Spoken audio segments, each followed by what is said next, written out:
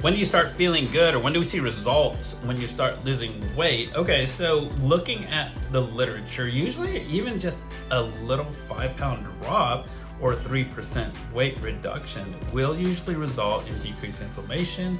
You'll probably see your glucose go down if you are in a hyperglycemic or high glucose state, as little as that. And some of that probably just has to be due to the fact that you just cut your carbs down if you came from a high carb state, if you're overfeeding yourself with too many carbs, or maybe you just started walking and that was the big change and that lowered your carbohydrate status a little bit more.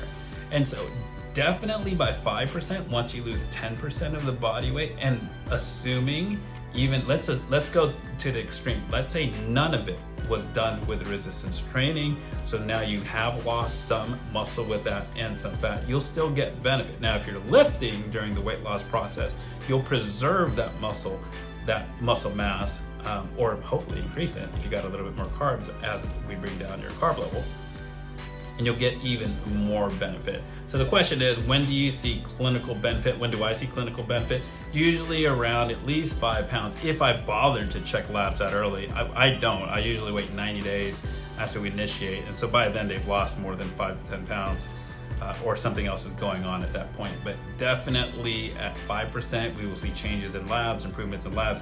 At 10%, yeah, you're gonna see improvements in labs. Subjectively, the patient does feel better. When they start losing a little bit of weight, clothes get a little bit looser, things just get a little bit easier. You just think about there's just less mass, and so you do feel better. Inflammation is going down, and that inflammation is just wreaking havoc on the system. Hope that helps. I'll see you in the next video. Type of Doc out.